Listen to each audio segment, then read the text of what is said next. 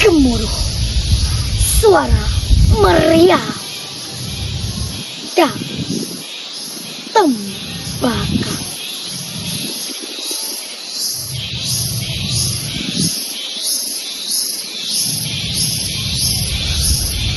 Bersahutan teriakan luka, kelaparan.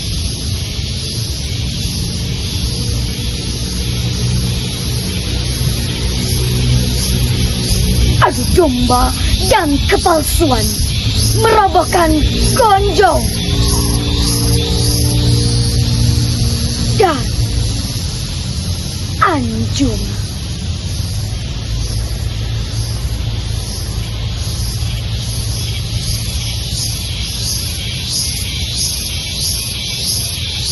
Tak kubiarkan engkau terbang berkuasa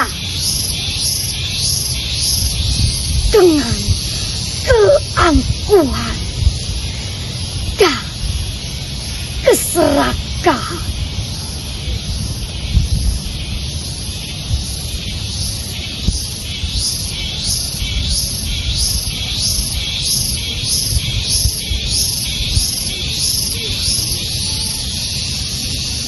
Ini darahku.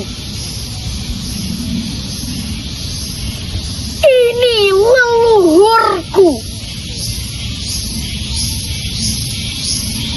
Tak siapapun boleh mengganggu. Sekuat apapun bentengmu, benteng imanku, kan hancurkan bentengmu.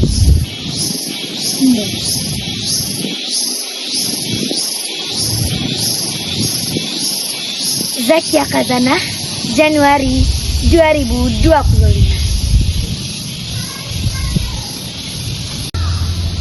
Assalamualaikum warahmatullahi wabarakatuh. Halo kawan-kawan Judin Sanak Kasadanya. Jumpa lagi bersama Upia. Masih ingat aku kan? Upia Zakia, Upia Kota Bukit Tinggi. Bagaimana kabarnya teman-teman? Yang pastinya selalu semangat dan pantang menyerah kan? Harus dong. Bicara soal Kota Bukit Tinggi yang begitu indah ini, ternyata Kota Bukit Tinggi memang pantas dicintai banyak orang, termasuk Upia. Kenapa coba? Ya, karena Kota Bukit Tinggi memiliki daya tarik wisata alam dan sejarah yang begitu menggoda untuk dikunjungi. Nah, teman-teman semua, teman-teman coba perhatikan. Sekarang Upia lagi berkunjung kemana nih? Berlokasi berdekatan dengan cerita kita sebelumnya. Cerita wisata sejarah kali ini akan mengupas tempat bersejarah di Kota Bukit Tinggi. Wisata yang menyimpan cerita pilu penuh perjuangan di masa penjajahan Belanda ratusan tahun yang lalu. Tempat wisata itu ialah Benteng Fort de Kock. Teman-teman semua, dengarin cerita Upia ya. Benteng Fort de Kock.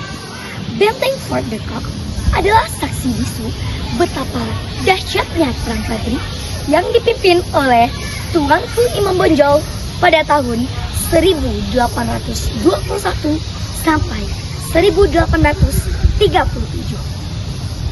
Benteng ini terletak di kawasan Bukit Jire, Kota Bukit Tinggi pada tahun 1825 oleh Johan Hendricks Conradsbauer yang merupakan kapten dari tentara Hindia Belanda wilayah pedalaman Sumatera Barat. Benteng ini sebenarnya dinamai dengan Stresskans yang artinya benteng perlindungan. Nama Fort de Kock sebenarnya didedikasikan Bauer untuk pejabat Gubernur Jenderal Hindia Belanda yang saat itu sedang menjabat. Beliau adalah Hendrik Marcus Baron de Kock. Benteng ini sangat erat kaitannya dengan meletusnya Perang Padri di Sumatera Barat. Kesempatan ini tidak disia-siakan Belanda. Belanda bergerak dengan cepat, mencari siasat untuk dapat menguasai ranah Minang ini.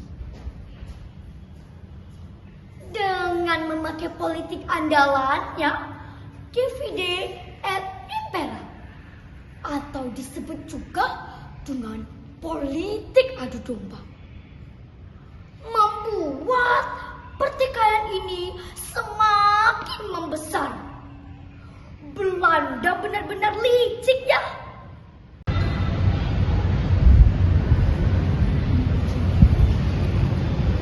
Dengan kelicikannya, Belanda membuat kesepakatan dengan kaum adat untuk diizinkan membangun benteng pertahanan basis militernya.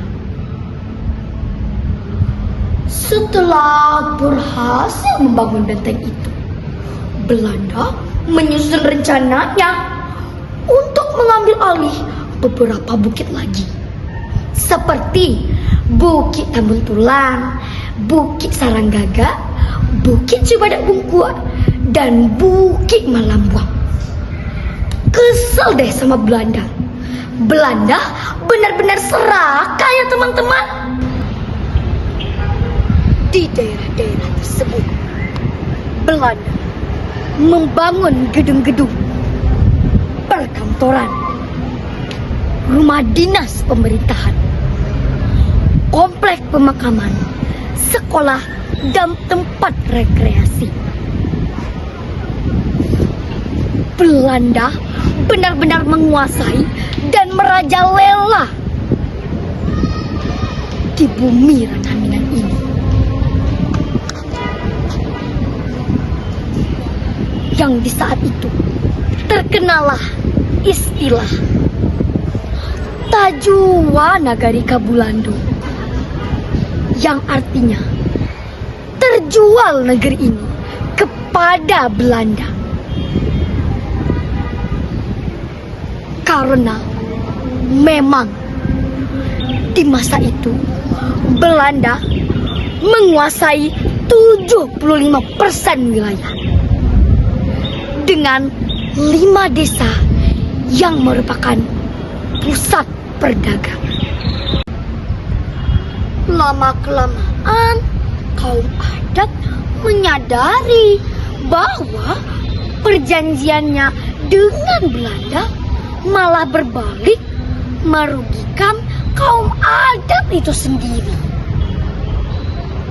yang menyebabkan runtuhnya kerajaan besar di Minangkabau, Kerajaan Bagaru.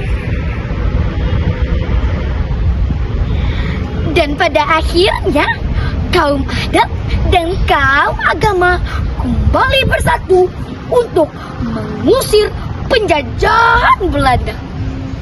Nah, itu baru keren. Bersatu kita teguh, bercerai kita runtuh. Benteng Fort de Kock ini dulunya dijadikan tentara Belanda sebagai kubu pertahanan dari gempuran rakyat Minangkabau, terutama di saat meletusnya Perang Padri. Di saat itu, Bukit Tinggi menjadi salah satu pusat pemerintahan yang disebut dengan Gemetlik Resort. Benteng Fort de Kock merupakan lambang bahwa kolonial Belanda telah berhasil menduduki daerah Sumatera Barat dan pertanda penjajahan dan perluasan kekuasaan Belanda. Dari ketinggian Bukit Jire yang sangat strategis ini, Belanda dapat memata-matai segala aktivitas masyarakat Minangkabau dan sekitarnya. Jadilah benteng Fort de Kock saksi bisu keangkuhan dan kesombongan penjajahan Belanda di kala itu. Jangan ditiru ya teman-teman.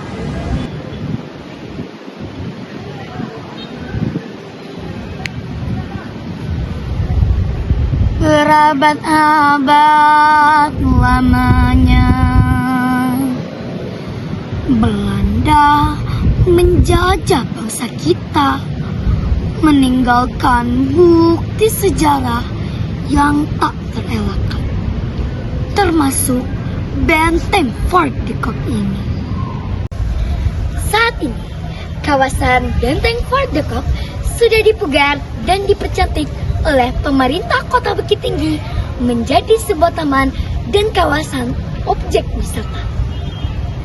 Kawasan benteng Fort de Kock juga menjadi taman Kota Bukit Tinggi yang dikenali dengan Bukit Tinggi City Park dan Taman Burung Tropis Tropical Deer Park.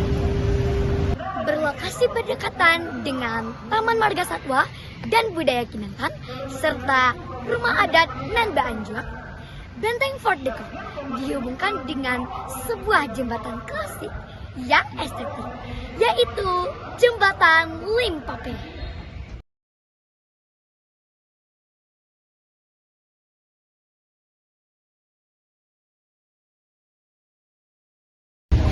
Bangunan benteng Fort de Kock yang asli dulunya berbentuk segi lima yang di sekelilingnya ada meriam.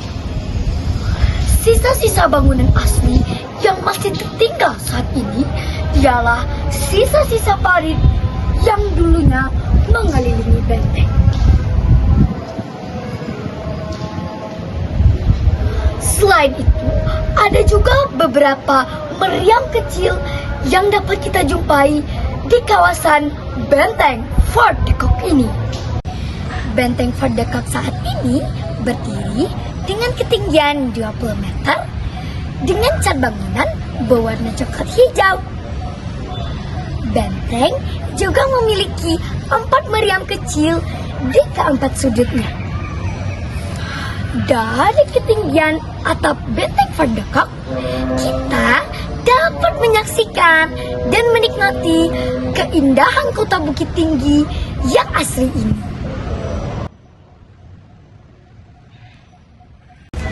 Di kawasan benteng Fort de Kock ini juga dapat kita jumpai sebuah prasasti yang diterjemahkan dalam 2 bahasa, yaitu bahasa Inggris dan bahasa Indonesia. Prasasti ini berisikan tentang sejarah berdirinya benteng Fort de Kock. Jika kalian berkunjung ke sini, tidak hanya kental dengan cerita sejarahnya loh, tetapi juga kita dapat menikmati rindangnya pepohonan serta beraneka ragam permainan anak yang menarik. Salah satunya berkuda. Liburan kemarin teman-teman berkunjung ke sini juga kan?